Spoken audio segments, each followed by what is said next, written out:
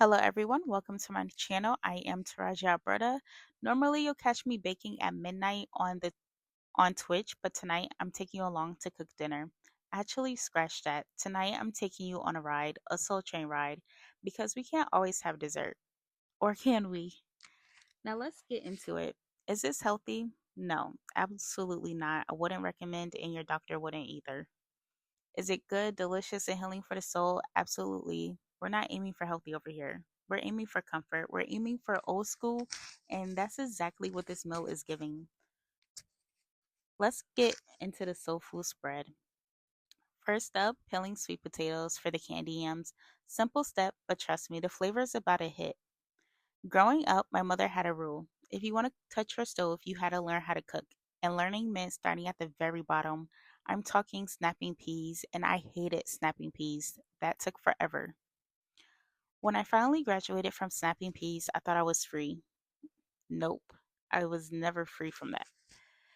She moved me to peeling vegetables, potatoes, sweet potatoes, carrots, cucumbers, whatever, you name it, I was peeling it.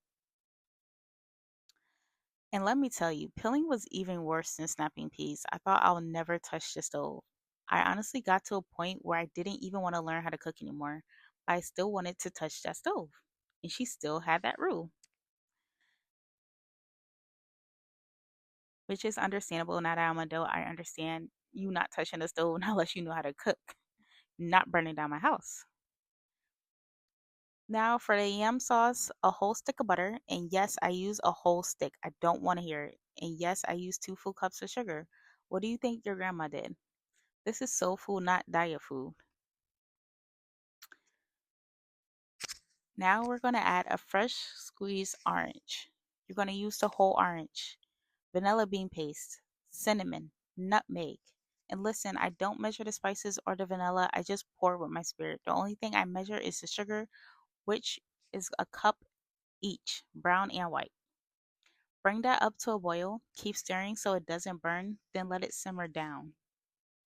You can burn sugar. This is sugar, guys. It's all sugar. You can burn it. Watch it. Once this sauce is ready, you're going to pour it over your yams. This is dessert disguised as a side dish. And once you're almost done, I top them with vegan marshmallows. You don't see it in the video, but I promise they're there. I use vegan marshmallows because I don't eat pork, but they taste the same, and that's coming from somebody who loves marshmallows.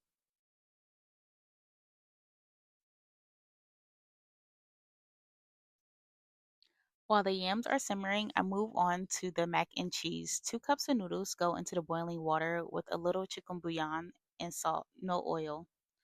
Now, a little backstory on the mac and cheese. When I was younger, my sister was always the one who shredded the cheese, and me, I was stuck peeling everything. Again, the potatoes, sweet potatoes, carrots, cucumbers, whatever, I was peeling it.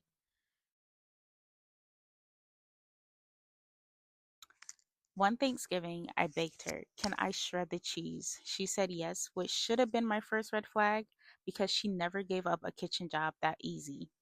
I was so excited until I got to the second block of cheese. By then, I was done. I was finished. I was over it.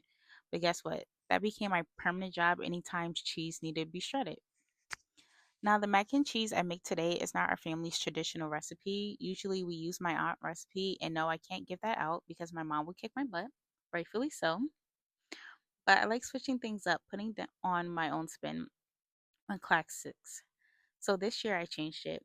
I start with a can and a half of Carnation milk, garlic, and onion powder, and a few other seasonings. I'm sorry, seasonings I'll drop in the description box below.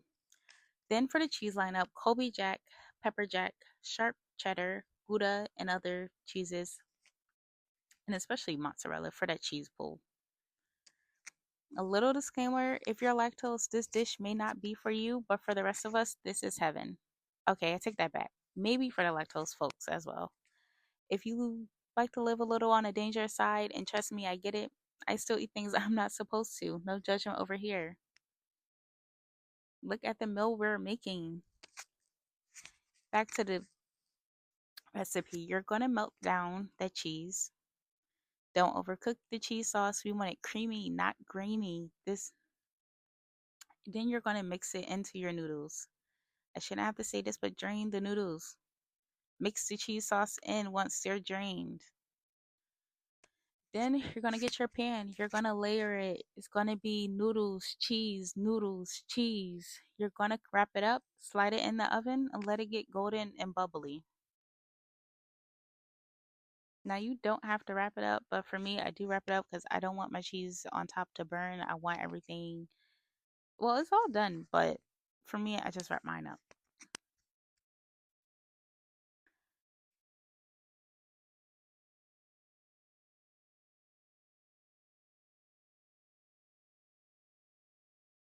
And with the sauce, you're just gonna keep stirring. Don't let it burn. You can burn cheese. Just keep stirring it and just look at that pool. Now, guys, I do know this voiceover doesn't match what's going on in a video. This is my first time doing one. Just bear with me. I usually am used to doing lives. I'm learning, okay? If you have any suggestions, put it down in the box below. So we're going to move over to the chicken. And yes, I washed my chicken. Funny thing is, the very first meat I ever learned to clean, it wasn't chicken at all. It was actually gizzards. Do I eat gizzards today? No. There's nothing wrong with eating gizzards. I just don't eat them and I don't like to clean them. And everybody doesn't wash their gizzards. Clean them, I mean. Same thing. And the only reason I ever learned was because my brother was supposed to be cleaning them. But of course, he was on the phone. My mom wasn't home and he didn't want to get in trouble. So he taught me to just enough to clean the gizzards, make sure I could do it properly, then left me with a whole batch. This was around the same time I was still stuck with snapping peas. And if you have any older siblings, you can just imagine. They can get you into doing your chores. And while you're young, you think it's fun. You don't see it as chores. Now back to the chicken. Yes, I wash mine. People love to say, oh, if you wash your chicken, the bacteria spreads. Okay, but are you not cleaning up after yourselves? That's the main thing. They are saying the bacteria spreads. Are you not wiping your counters down? All you do is just fill your sink up with a little hot water.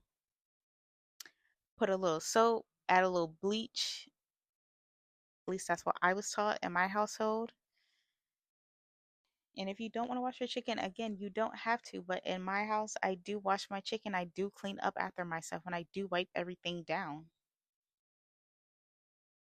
And if it wasn't even you cleaning the meat, you should be wiping everything down after you're done cooking. But back to the recipe. Once you're done, pat the chicken dry. And I go heavy on the seasonings. You don't have to. It's your preference. It's your chicken. This is just how I do mine.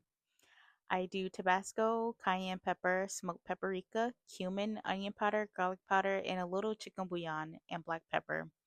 Then I coat with a mix of cornstarch and flour. That's the secret to get extra crispy wings. Now, the oil temp matters. You want it hot, but not too hot. If the oil's too high, the outside cooks before the inside. We don't want that. We want it juicy on the inside and crispy on the outside. Now, that's it for our soul food spread. Candy yams, baked mac and cheese, fried chicken, and succotash comfort on a plate. If you have a sweet tooth and don't mind the sugar or staying up late instead of sleeping, follow me over on Twitch, same name, Taraji Alberta, at 12 a.m. While everybody is sleeping, we are baking.